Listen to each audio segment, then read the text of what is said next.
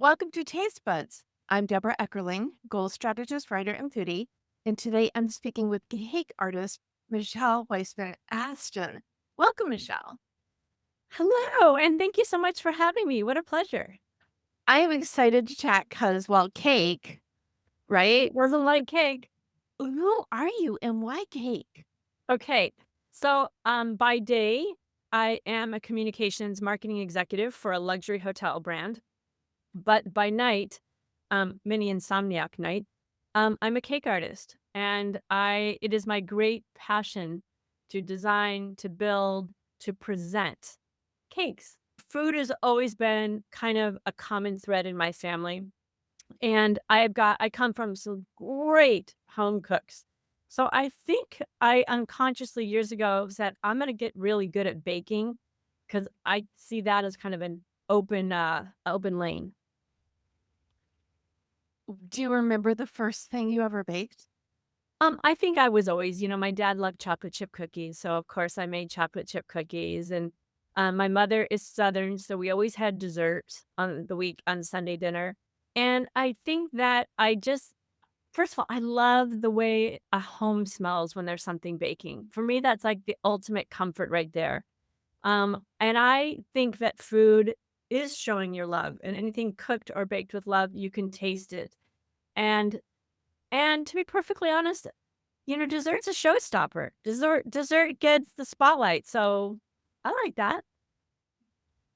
So there is an art to cake and a craft to cake. Can you walk me through what goes into making a showstopper of a cake? I think a dessert, the expectation is it's going to taste unbelievable and be delicious and have a great mouthfeel. But to add literally the frosting on the cake is to make it so exquisitely beautiful that you are almost timid to to cut into that cake. I always say there's a separate drawer in your belly for dessert. So it doesn't matter how well you've eaten, there's always room for dessert. And it's something sweet in your mouth. It's the bow on the gift, and it's a little bit of whimsy. It's a one area of culinary arts where it can be outrageous, it can be over the top, it can be decadent, it can be simplistic. So it shows a lot. And when I bake, I love to tell my desserts to tell a story.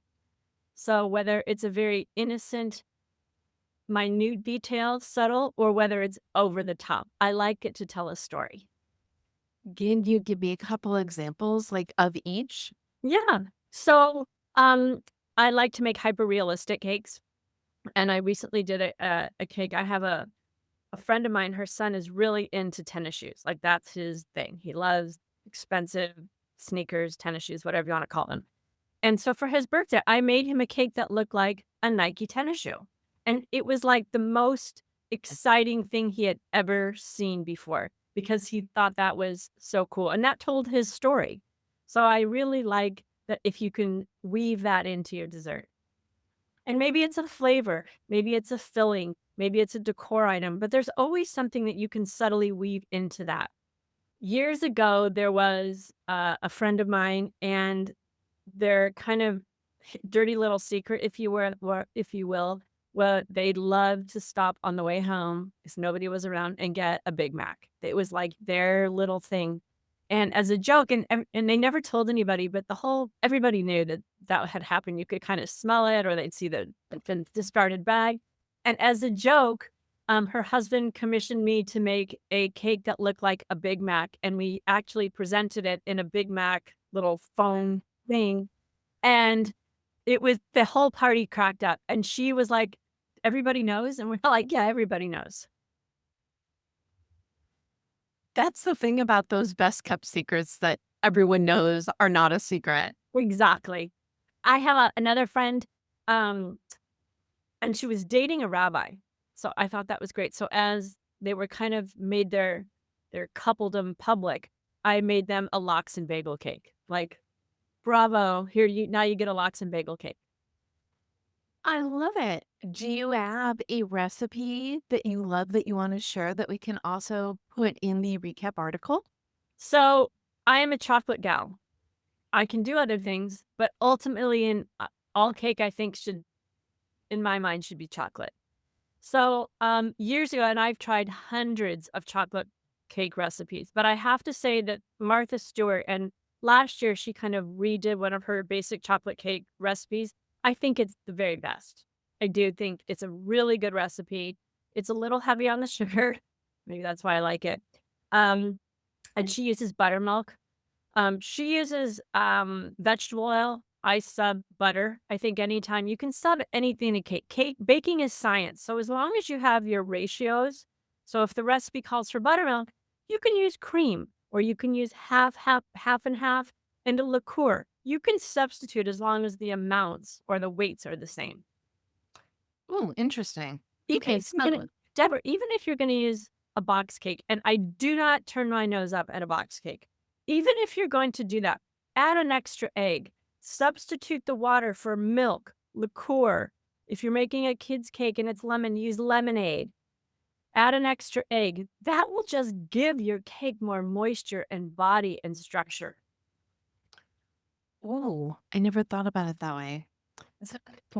Because I feel like baking, a lot of people think it's intimidating because you cannot be creative, but I think you just proved that wrong. You can be creative. You absolutely, as long as you keep to the ratio. So if you have a good recipe that you like, even your box cake, you can sub all those things. When it's an oil, if you don't want to use a vegetable oil, use butter or use refined coconut oil or use half and half. You can do whatever it takes. I've even played with really good recipes and made vegan cake, which is very hard, trust me.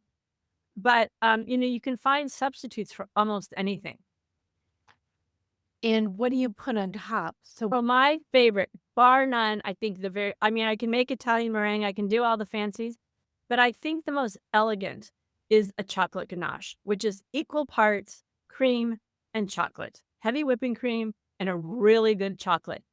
And then you can use it when it's hot, like once you first melted it on your double boiler, as a drizzle or a glaze. You can let it cool and you can whip it for a frosting. You can do almost anything with it. And it is just so simplistic and elegant. And the mouthfeel, there's really nothing like it. and do you do other fun things like flour and Oh, I icing? can do What? anything. Yes. And that's typically an American buttercream that I use an American buttercream recipe for.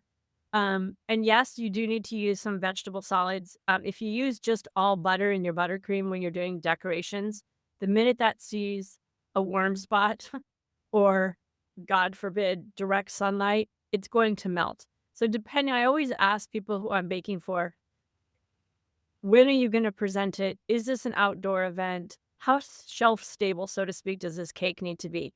Because if it's 100% butter, it's butter. So we all know what happens when you leave butter out on your kitchen counter. And that's the same thing that would happen to a frosting. So, in order to prevent that, you do what?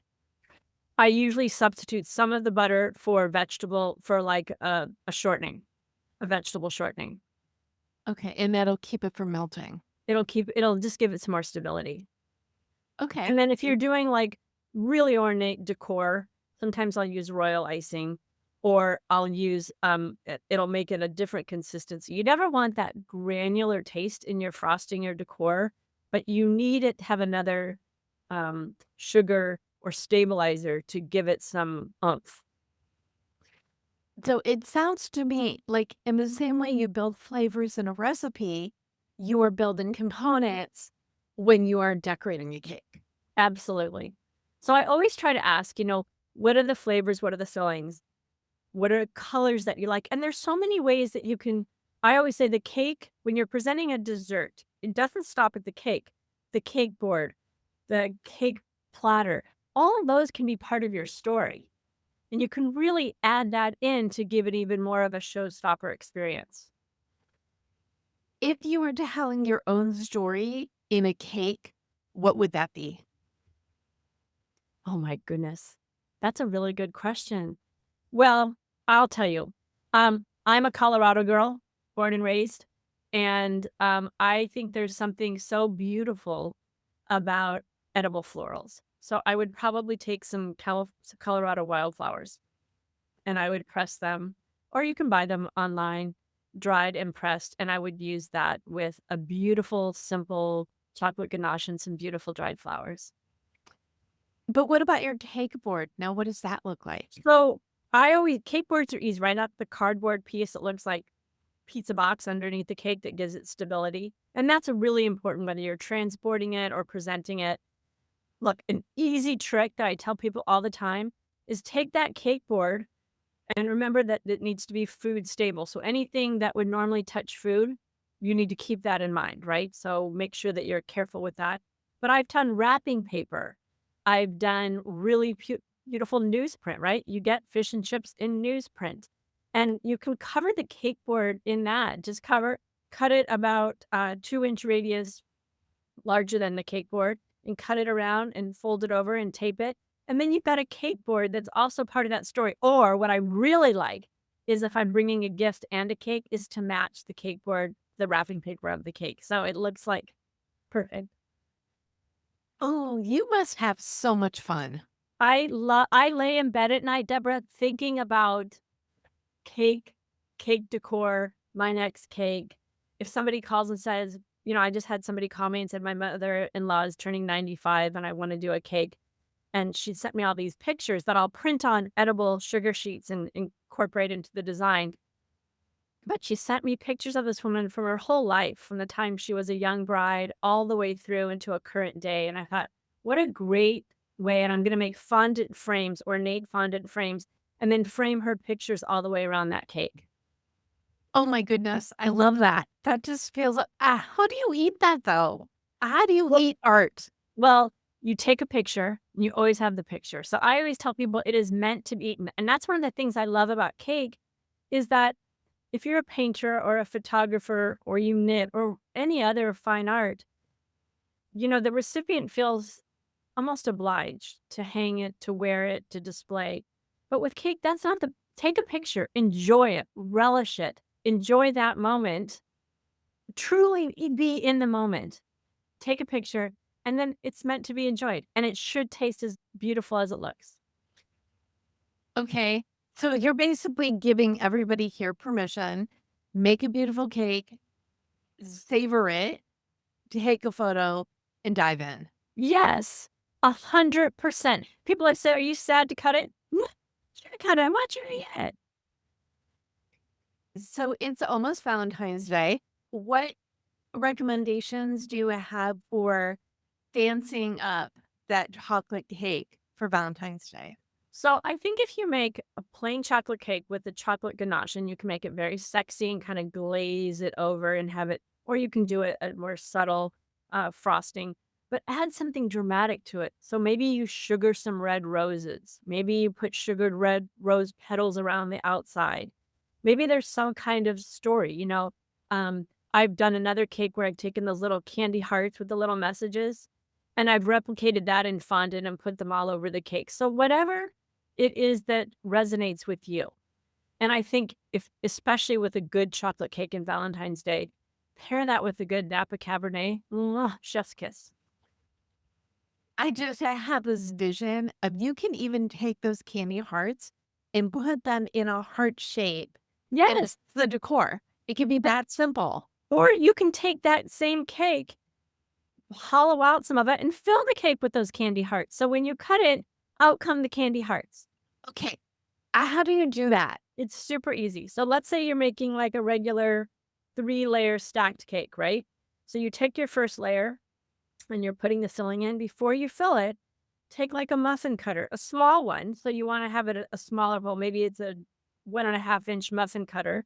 And you want to just plop it in the middle of the cake and pop it out. So you've got a hole like a donut in the middle of your cake, frost around it, do the next one, cut the top. And then at the very top, you're going to do the same, but keep the top piece because we're going to put that back on. And then fill it in before you put your top layer of frosting on. Oh, you're baking each layer separately and then you're Correct. hollowing out the two bottom layers, fill it with the candy hearts, put on the top one, frost everything. What? Yay. And it's Okay. so fun. And then maybe you give a little nod to it. I always like the story, the decor to tell the story. So if there's lemon in it, maybe I'll put some lemon zest or some candied lemon peel. If there's the Valentine's Day hearts in there, maybe I'll put one little tiny one on the bottom of the cake. So you just see one, and then you get all of them when they cut into the cake.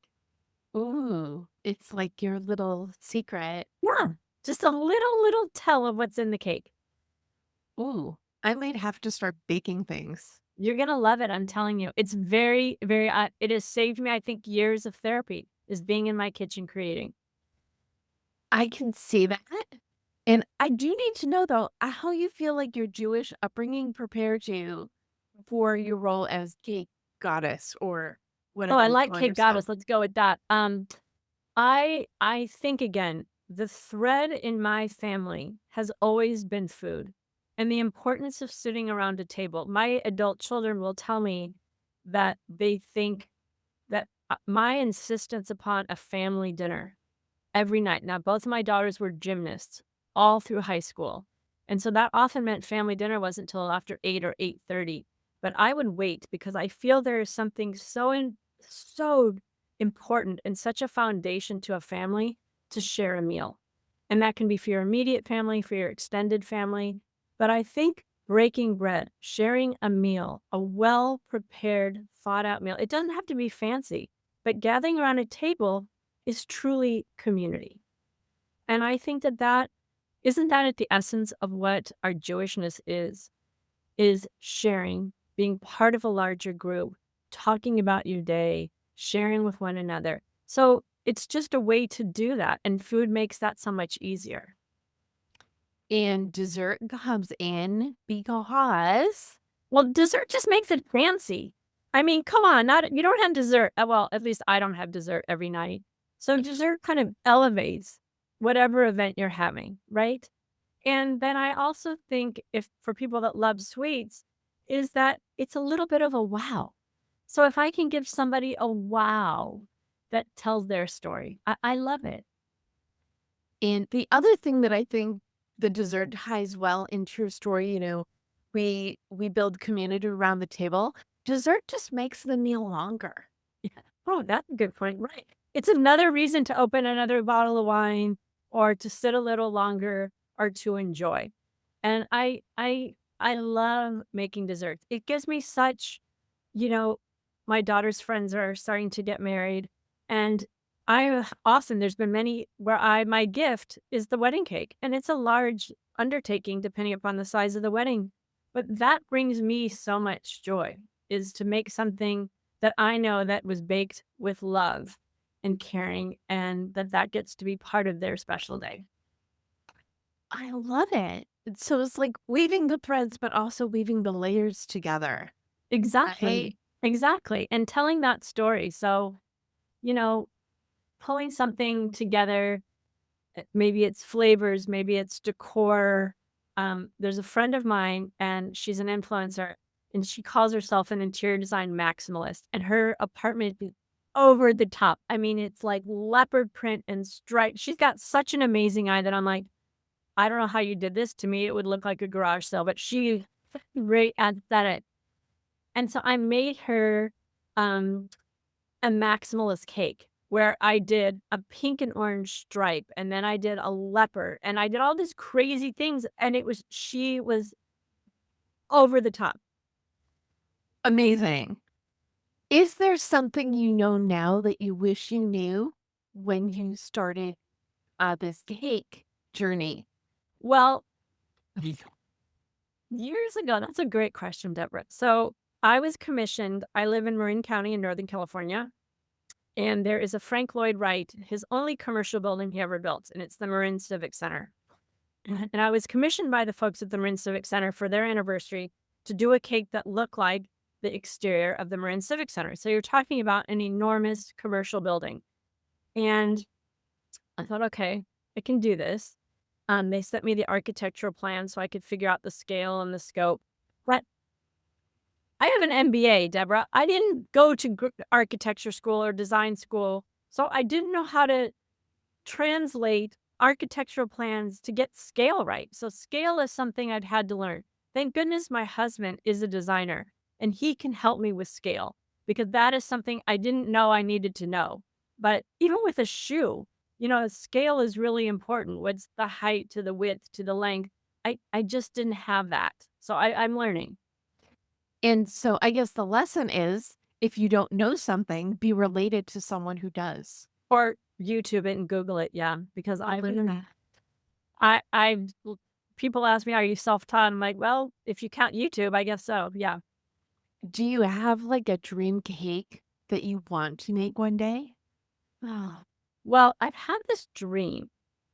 Last 2 years ago, I always enter my cakes in the Marin County Fair. It's kinda kitschy, it's kinda fun, I just like it. And I do demonstrations, and, a couple years ago, I did like a farmer's market box that looked like a box of fresh produce. It had lettuce, it had tomatoes, it had corn, and I did a box of fresh produce. But what I'd really like to do is do like a wheel barrel full of fresh produce, but have it all be cake. Like, I think that would just be so over the top. But that would be a lot of work.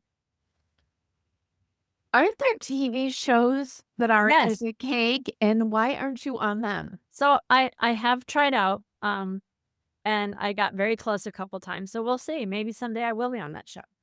And then we will have another conversation. Yeah. Michelle, this has been so much fun. Where can people learn more about you and your cakeness? Oh, thank you. So you can follow me on Instagram. It's Heston Cakes, oh cake, and I always post at least once a week some of my creations.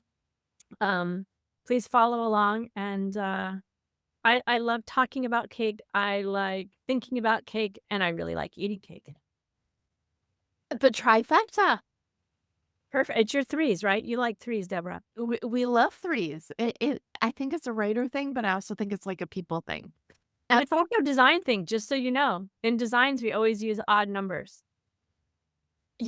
that makes complete sense. My mother was an artist, and for her, everything in threes, asymmetrical, that was her jam, for sure. Well, I want to encourage all of your amazing listeners and followers and readers, just buy a box of cake, a good national brand, and then start playing with it. So mix up the oil. Fat is fat.